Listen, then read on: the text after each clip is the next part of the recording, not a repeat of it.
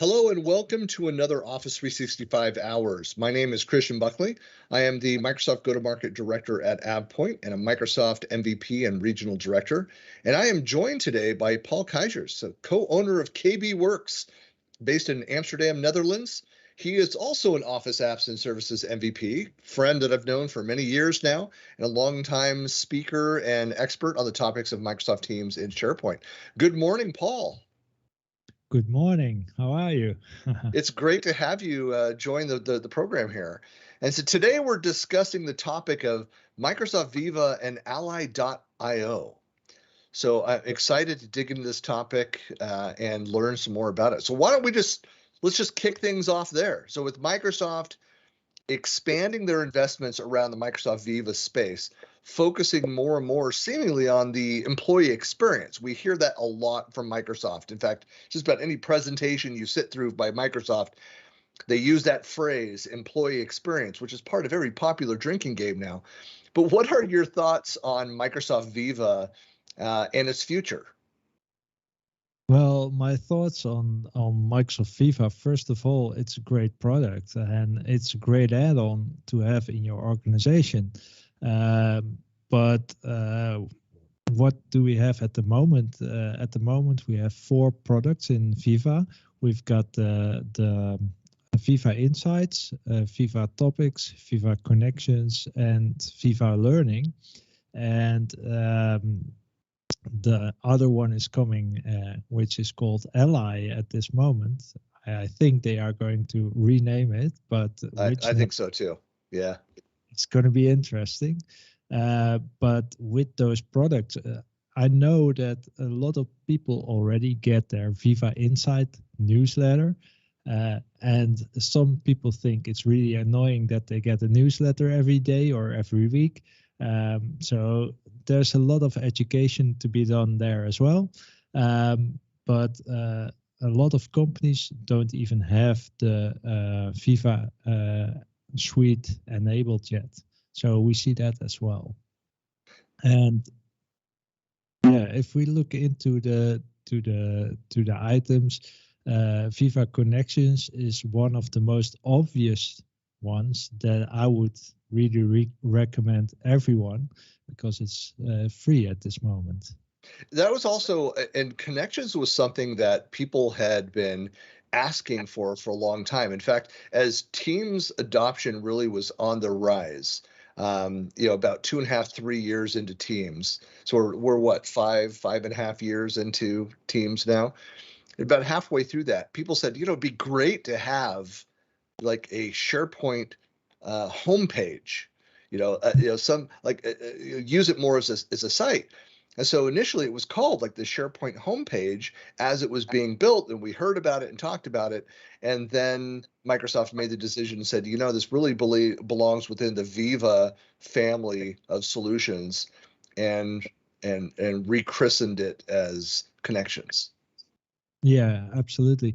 And you mentioned it like the button in Teams actually, but it's more than only the button.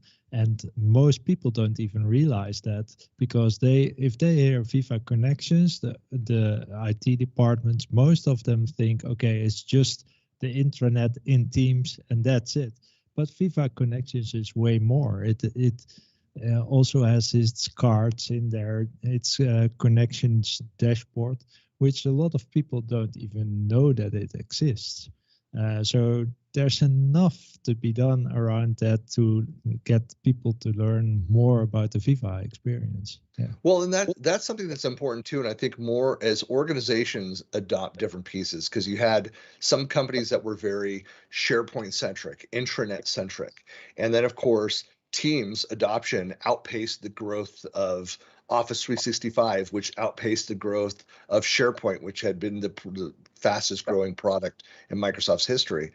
So with Teams and that growth there, a lot of organizations saying it's like, well, do we need to have a formal intranet? And a lot of companies, my own included, said, yeah, we still need to have our standalone and intranet. It makes sense. Here's the scenarios for this.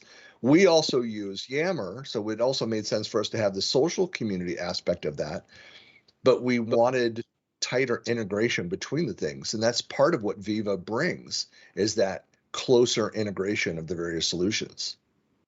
Absolutely. And what you see is that a lot of the Viva products come together within Microsoft Teams. So Teams is really becoming this hub for teamwork, which they stayed already a long time. Yeah, and we all mocked Microsoft for that branding too, but it's really true. That's what it's become. It's become that place where we go for all of those different things while still utilizing those other services. Yeah, absolutely. So, and if you once you start with the Viva experience and all the other products, you get to know more the product, and you think, okay, this is really nice to have in my Office 365 environment. And I think the most difficult is that the Viva suite itself is an extra add-on. And a lot of companies think of, okay, this is going to be a cost for my budget on my licenses. So how does this work? And to be honest, it's still not clear to me myself. But I think it's a great add-on. Let's say it that way.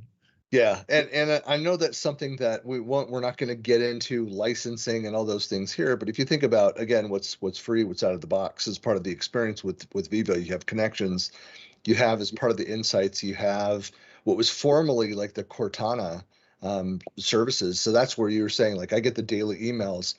I love getting those formerly branded Cortana, now Viva Insights, those emails, because I'll look at that and it's doing the kind of the AI scraping of the email, and it will almost every day there's something that it identifies, like, hey, you said you would follow up on this. Is it still a task? Is it something that needs to be done? Or this other request came in? There's always something on that list that was like, yes, it's done, and I thank you for the reminder. Mark is done. Close out the email.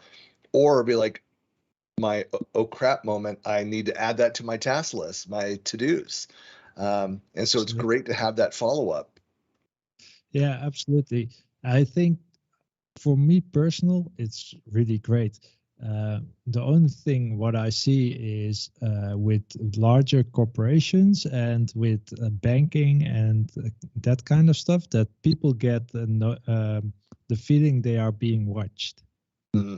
So you need to be very communicate about what Viva Insight is, to bring the people up to speed, and that they really get the most out of the product, and they just do not delete the product, or at least delete the mails. You know, that's a great topic for another day, because we can go in depth into, like, what are the security settings? What is Microsoft? What can Microsoft see? What can administrators see? What do end users have control over? Kind of all those aspects. I think it's an important topic that we need to focus on. But let's change, kind of, let's go and let's talk about the new kid on the block here. So for people that may not be familiar, Microsoft recently acquired Ally.io.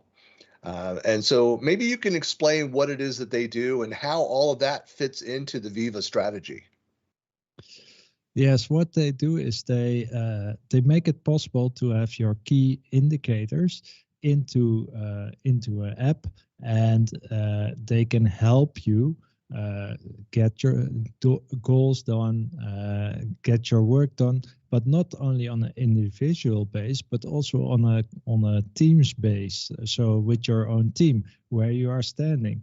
And the nice thing is it's also again showing in Viva Insights as well, and in your daily. So how is your progress going? Are you still on time, or have you already followed that training that was assigned to you?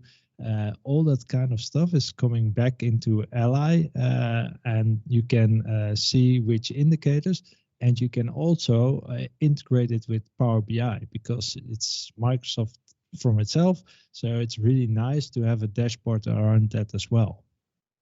You know, I've not yet talked to somebody who was an Ally.io customer prior to the acquisition. And so I know also Microsoft is being very tight-lipped about their progress being made. I'm sure there are partners that are out there, and maybe even my company. There's somebody that's over in the engineering team that's part of some super secret, beta that's going on. Like, I'm just not privy to that information. I'm not aware of any other detail that's been given out to like MVPs as part of the NDA discussions or anything there. But, I mean, I'm excited about this capability just because I'm kind of a leadership development junkie. I mean, I really am passionate about just the broader concept of having shared commitments. If we're on a project team, you and I should be in lockstep and know what we're trying to achieve, the steps that are necessary to get there, and our progress and our against the tasks to achieve each of those steps. So we should be able to have that regular conversation. I come from a project management background. That's just kind of the way that I think and I work that way. Break it up into those, consumable chunks as we, build our way through that work breakdown structure. That's kind of what Ally.io does, which is provide what are the company goals, how that breaks down into business unit and divisional goals, down into the sub teams, down to individuals, so that you know what you're doing and how you're working towards delivering those top level, company-wide goals. And then, as you point out, the metrics, having the metrics, having the alignment, the reminders through the AI capabilities. So that's the Cortana type features, the email reminders and those kinds of things. That's incredibly powerful. Yeah. Why didn't we have this before? What? This is exactly what I mean with Viva. It's going to expand more and more. We will see more and more around productivity tooling. So yeah, absolutely. And I think you really have to see the movie of Ignite, what they presented on Ally, to get a real vision of what's coming. Because I think it's going to break some boundaries inside companies as well. Because we are used to have an application every time from a different vendor, from like third parties, and now it starts coming together all, where you only have one vendor, in this case Microsoft, for all those experiences. And if we look on the roadmap, I think there's going to be more and more around Viva.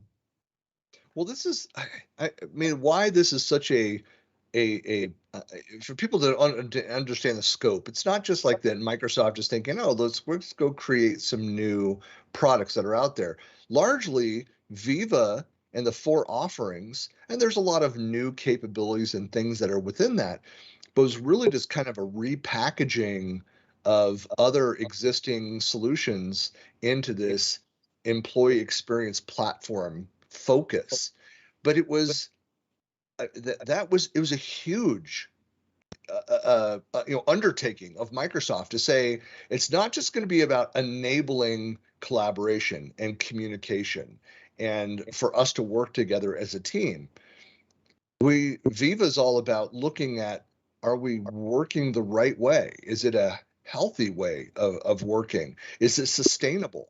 Yes, we're productive. Yes, we're efficient, but we're burning people out at a fast pace. how do we make sure that we can maintain this level of high efficiency, high productivity, and that people can be happy in their work? And that's where I point to, like, this just seems like an obvious move to acquire a company like Ally, or build their own solution.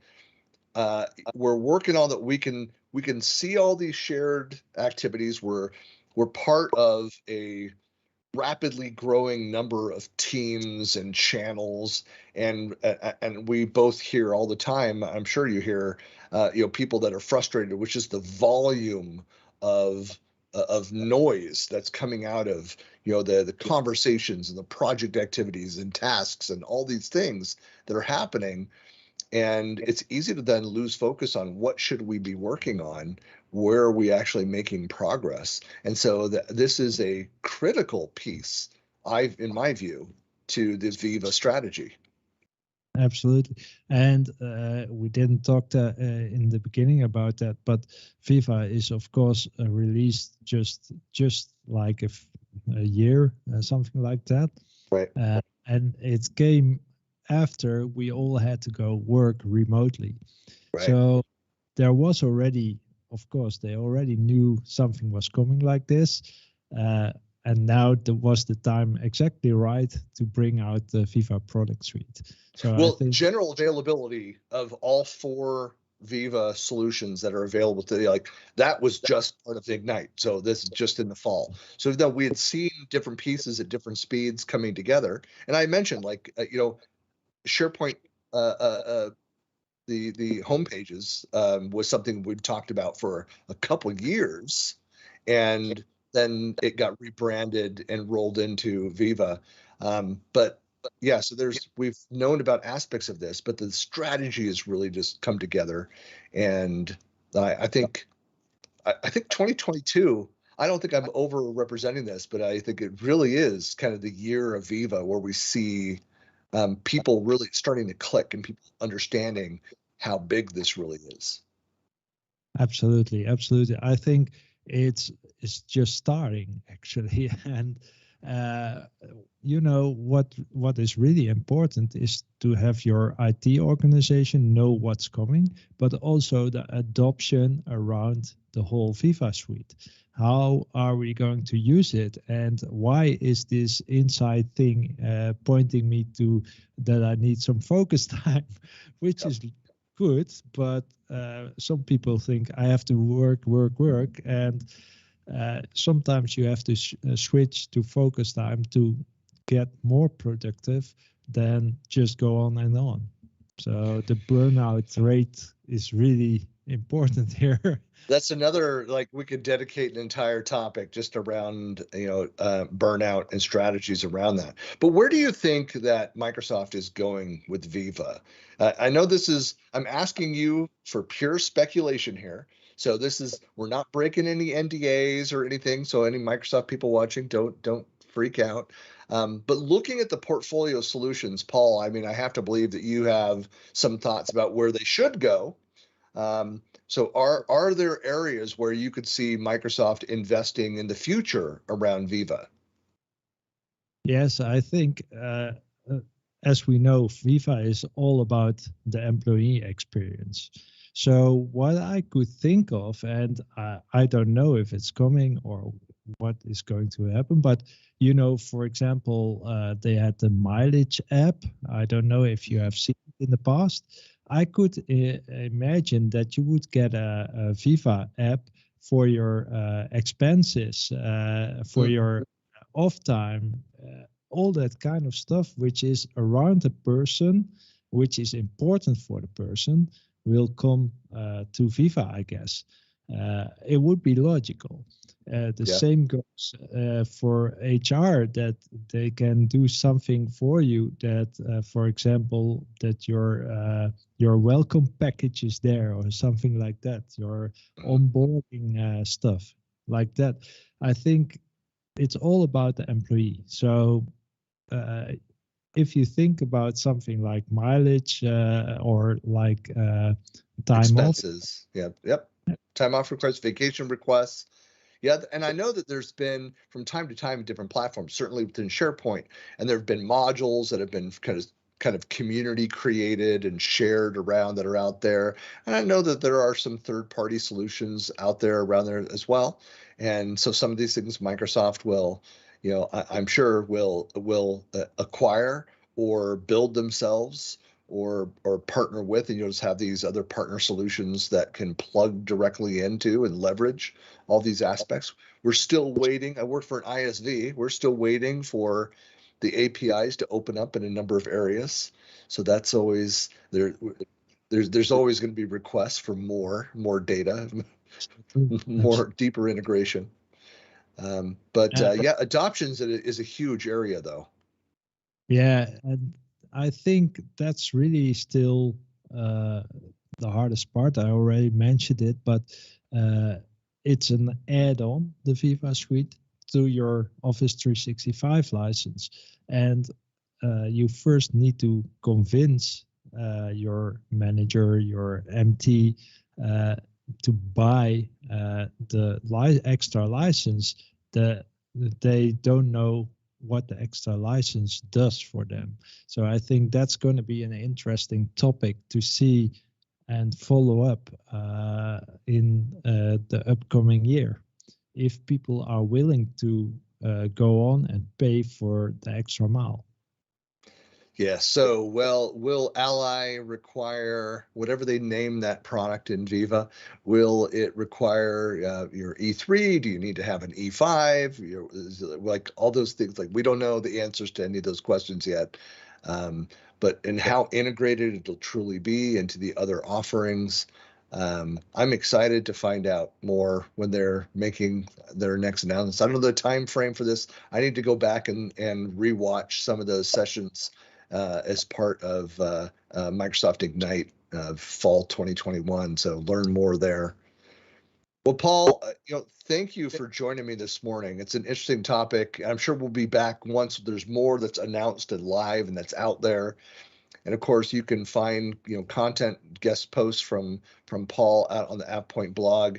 And if you've not already done so, please subscribe to the Office 365 Hours. It just means that you'll get notifications of our shows, which are broadcast on the first and third Wednesday of every month at 11 a.m. Eastern. So thank you, everybody, for watching. And thanks again, Paul, for participating. Thank you.